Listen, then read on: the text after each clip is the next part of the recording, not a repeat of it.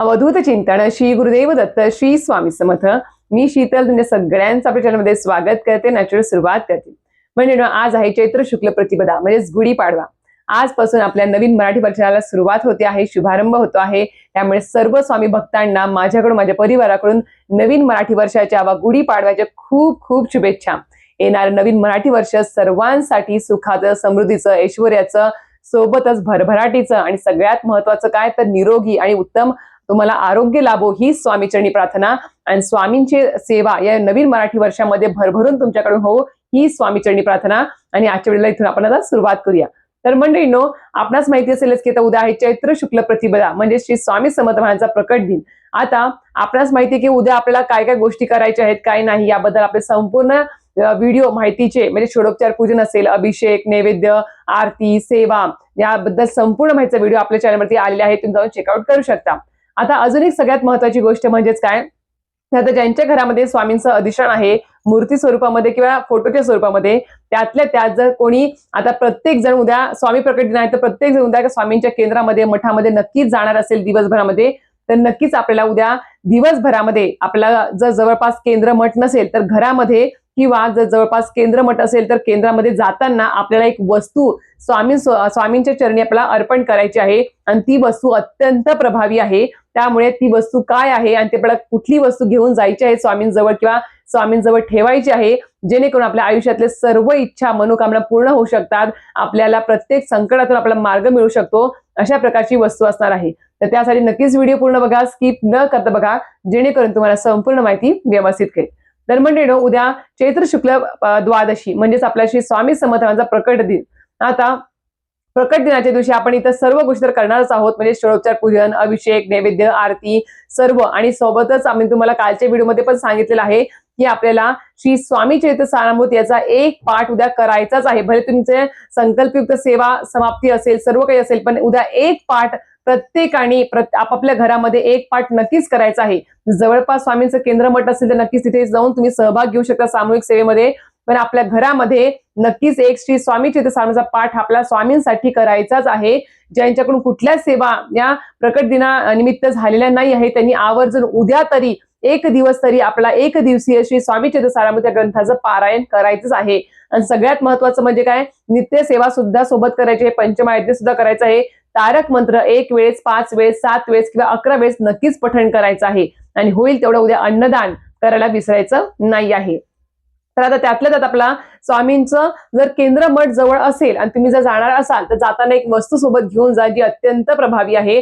आणि ज्यांच्या जवळपास घराजवळ केंद्र मठ नाही आहे त्यांनी घरामध्ये स्वामींच्या मूर्तीजवळ किंवा फोटो जवळ एक वस्तू ठेवायची आहे। ती म्हणजेच काय, तर आपल्याला माहिती असेल की ज्यावेळेस विशिष्ट तिथी असते, स्वामी पुण्यतिथी असेल, गुरु किंवा दत्त जयंती असेल किंवा गुरुपौर्णिमा आहे किंवा इतर विशिष्ट काही आपल्या गोष्टी असतात किंवा इच्छा पूर्ण करून घ्यायची असेल स्वामींकडून किंवा विनंती करायची असेल तर नक्कीच आपण काय घेऊन जातो, तर श्रीफळ, हो म्हणजेच नारळ। आपल्याला एक अख्खं पूर्ण न सोललेलं नारळ, एक अगरबत्तीचा पुडा, 10 रुपयाची अगरबत्ती मिळते, ती 10 रुपयाची अगरबत्ती आणि खडी साखर आपल्याला उद्या स्वामींच्या केंद्रामध्ये मठामध्ये सोबत घेऊन जायची आहे। आणि जर केंद्र मठ नसेल तर तुम्ही घरामध्ये सुद्धा ठेवू शकणार आहात, पण हे अत्यंत प्रभावी आहे नारळ, खडीसाखर आणि अगरबत्ती। कारण की नारळ म्हणजेच काय, तर एक श्रीफळ आहे, संपूर्ण फळ आहे, आणि त्या श्रीफळाद्वारेच आपण आपल्या इच्छा स्वामींकडून आपण पूर्ण करून घेऊ शकणार आहोत। तर आपल्याला काय करायचं आहे, उद्या जाताना तुम्हाला सांगितल्याप्रमाणे केंद्रामध्ये मठामध्ये जाताना आपल्याला नारळ पूर्ण न सोललेलं एक अगरबत्तीचा पुडा आणि खडीसाखर हे घेऊन जायचं आहे।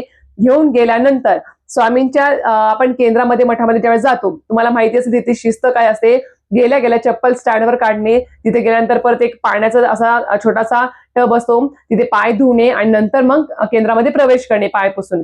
गेल्यानंतर महिलांनी नक्की सांगेल की डोक्यावरती साडी घालून पदर घ्यावा, पंजाबी ड्रेस असेल तर डोक्यावर ओढणी घ्यावी आणि नंतरच केंद्रामध्ये प्रवेश करावा।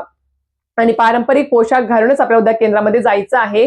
कुठल्याही प्रकारचे म्हणतात ना की विशिष्ट प्रकारचे असे कुठलेही ड्रेसेस घालून जाऊ नका, जमलं तर साडी किंवा पारंपरिक पोशाख घालूनच उद्या केंद्रामध्ये जा। आणि काळे वस्त्र घालून जाऊ नका, आणि काळे वस्त्र आपण घालून जाऊ नये असं सुद्धा आपला नियम आहे केंद्रामध्ये मठामध्ये। तर नक्कीच हे आपल्याला पालन करायचं। गेल्यानंतर आपला औदुंबराचा वृक्ष समोर दिसतं बघा गेल्या गेल्या केंद्रामध्ये, त्या औदुंबराच्या वृक्षाला आपल्याला 11 प्रदक्षिणा घालायच्या आहेत। हातामध्ये नारळ, खडीसाखर, अगरबत्ती सोबत ठेवायची आणि आपल्याला औदुंबराला 11 प्रदक्षिणा घालायच्या आहेत। त्या घातल्यानंतरच मग आपल्याला आणि दिगंबरा दिगंबरा श्रीपाद वल्लभ दिगंबरा किंवा श्री स्वामी समर्थ म्हणून आपल्याला त्या 11 प्रदक्षिणा औदुंबराला आपल्याला पूर्ण करायच्या आहेत.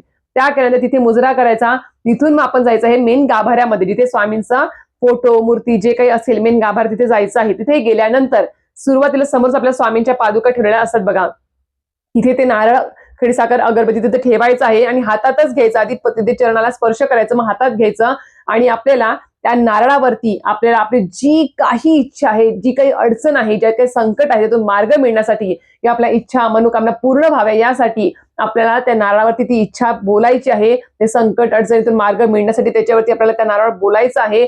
मनोमन डोळे मिटून मनापासून किंवा स्वामींच्या फोटोकडे मूर्तीकडे बघत आपल्याला ती मनात सगळ्या काही गोष्टी सांगायच्या आहेत की आपल्याला जे हवं आहे आयुष्यामध्ये किंवा ज्या संकटातून मार्ग मिळावा किंवा जी इच्छा पूर्ण व्हावी वाटत असेल ते सगळं काही स्वामींना बोलायचं. हातात नारळ आणि खडीसाखर अगरबत्ती तसंच ठेवायचं आहे. ते ठेवल्यानंतर मग त्यानंतर आपण आपली यातून आम्हाला नक्कीच लवकरात लवकर आमची इच्छा किंवा मनोकामना पूर्ण व्हावी किंवा संकटातून अडचण लवकरात लवकर आम्हाला मार्ग मिळावा यासाठी नक्कीच स्वामी समर्थ महाराज आम्हाला तेवढं तुम्ही दिशा दाखवा किंवा आम्हाला तेवढं तुम्ही मार्ग दाखवा असं म्हणायचं आहे. आणि ती नारळ खडीसाखर अगरबत्ती त्या चरणावरती तुम्हाला तिथे ठेवायचं आहे. हे केल्यानंतरच आपलं ते नारळ असेल ते तिथे केंद्रातले सेवेकरी त्यांच्याजवळ ते ठेवतात किंवा स्वामींच्या फोटोजवळ ठेवतात. तर हा झाला विनंतीचा नारळ किंवा आपल्या सगळ्या मनोकामना इच्छा पूर्ण करण्यासाठी हा श्रीफळ खूप जास्त महत्वाचा असतो. तुम्ही स्वतः बघा, उद्या तुम्ही त्यावेळेस केंद्रामध्ये मठामध्ये जाताल त्यावेळेस असे पूर्ण पोते भरून अक्षरशः नारळ तिथे आलेले असतात, कारण की ते सगळे नारळ भक्तांनी अर्पण केलेले असतात. आणि जर तुम्हाला त्या नारळाला 3 वेळेस किंवा 5 वेळेस लाल कलावा धागा बांधून जर तुम्ही तो इच्छापूर्तीचा नारळ जरी ठेवला स्वामी चरणावरती तरी सुद्धा चालणार आहे. त्या नारळावर तुम्ही तुमची इच्छा बोला आणि मग चरणावर ठेवा तरी सुद्धा चालणार आहे. त्याने तुमची नक्कीच कुठली जी काही इच्छा असेल अडचण असेल त्यातून तुम्हाला नक्कीच मार्ग मिळेल आणि ती इच्छा पूर्ण होण्यास मदत मिळणार आहे. आणि ज्यांना घरामध्ये केंद्र मठ जवळ नाही आहे तर तुम्ही घरामध्ये सुद्धा उद्या आवर्जून ठेवायचंच आहे आपला नारळ खडीसाखर अगरबत्ती. घरामध्ये सुद्धा तुम्ही ठेवायचं. त्याच पद्धतीने हातामध्ये नारळ खडीसाखर अगरबत्ती घ्यायचं. त्यावर आपली सगळी इच्छा मनोकामना बोलायची आहे, अडचणी स्वामींना सांगायच्या आहेत आणि त्यानंतर ते नारळ खडीसाखर अगरबत्ती स्वामींच्या फोटोजवळ तुम्ही विशिष्ट मांडणी घरामध्ये केली तर तिथे तुम्ही ठेवू शकता किंवा देवघराच्या समोर जरी ठेवलं तरी सुद्धा चालणार आहे, काही हरकत नाही. पण नक्कीच ठेवा. मी सुद्धा ठेवणार आहे, तुम्ही सुद्धा ठेवा. आता मी कुठल्या इच्छेसाठी तर नाही, पण एक स्वामींसाठी एक कृतज्ञता व्यक्त करण्यासाठी किंवा तुम्ही स्वामी महाराज आमच्या आयुष्यात आले, भरभरून आम्हाला सर्व काही दिलं, तुमच्या मार्फत आम्हाला भरभरून अशा काही गोष्टी कळाल्या की जेणेकरून आमच्या अडचणीतून संकटातून आम्हाला भरभरून आम्हाला योग्य मार्ग मिळाला, आम्ही त्यातून बाहेर अलगद पडलो आणि एक स्वामी भक्त स्वामी सेवेकरी झालो, योग्य आयुष्य जगतो आहे, योग्य वळणावर आहोत तुमच्या आशीर्वादाने. आणि याच्या पुढे आमचं सगळं काही चांगलंच होणार आहे, कारण की ब्रह्मांड नायकांचा आशीर्वाद आमच्या सोबत आहे. एक मोठा विश्वास पाठीशी आहे आणि भिऊ नकोस मी तुझ्या पाठीशी आहे हे ब्रीद वाक्य सदैव शेवटच्या श्वासापर्यंत स्वामींच्या सोबत असणार आहे. आणि या वाक्यामध्ये एवढी ताकद आहे ना की तुम्हाला मोठमोठ्या संकटातून समोर उभं राहण्याची ताकद सुद्धा या वाक्यातून तुम्हाला मिळत असते. त्यामुळे नक्कीच उद्या प्रत्येकाने हे नारळ श्रीफळ न्यायला विसरू नका, जेणेकरून या नवीन वर्षामध्ये मराठी वर्षामध्ये ज्या काही तुमच्या इच्छा असतील जे तुम्हाला वाटतं की स्वामी समर्थ महाराजांनी तुमच्या पूर्ण कराव्या तर नक्कीच पूर्ण होऊ शकणार आहेत. हा फक्त नारळ ठेवून जमेल का, श्रीफळ ठेवून जमेल का तर नाही, त्यासोबत तुमची सेवा देखील महत्वाची बरं का, कारण की श्री स्वामी समर्थ महाराजांना भक्ती श्रद्धा विश्वास महत्वाचा आहे, नामस्मरण सेवा महत्वाची आहे, बाकीच्या गोष्टी सोडून. कारण की तुम्हाला सांगते मी, भले तुम्ही बोलता की मी पंचपक्वान्न ठेवेल किंवा हे करेल ते करेल, त्याच्यावेळी तुम्ही काय करा की श्री स्वामी समर्थ महाराज या श्रीफळाद्वारे मी माझी इच्छा मला बोललेली आहे आणि ती नक्कीच माझी पूर्ण करा. पण मी एक शब्द सुद्धा आज तुम्हाला देतो आहे, म्हणजे उद्या तुम्हाला शब्द सुद्धा स्वामी समर्थ महाराज देणार आहे की द्यायचा आहे की या नवीन मराठी वर्षाच्या प्रत्येक दिवशी 365 दिवशी फक्त सुतक विटाळ मासिक धर्म सोडला तर प्रत्येक दिवशी मी तुमची खंड न पडता रोज नित्य सेवा पंचमहायज्ञ आणि कुलदेवी कुलदेवतांचा कुळाचार वर्षातून एकदा नक्कीच करेल आणि प्रामाणिकपणे मी काम करेल, कर्तव्य पार पाडेल, माझे कर्म चांगले ठेवेल, विचार शुद्ध ठेवेल आणि माझी सेवा रोज चालू ठेवेल, नामस्मरणात मी राहील. हा वचन सुद्धा तुम्हाला तिथे द्यायचा आहे, शब्द द्यायचा आहे स्वामी समर्थ महाराजांना.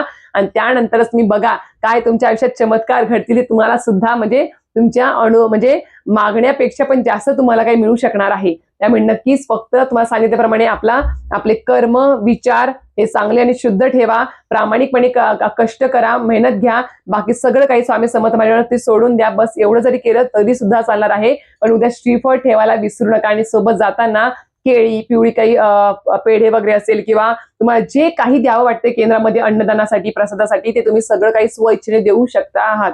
त्यामुळे नक्कीच द्या, जेणेकरून तुम्हाला अन्नदानाचं पुण्य देखील प्राप्त होईल.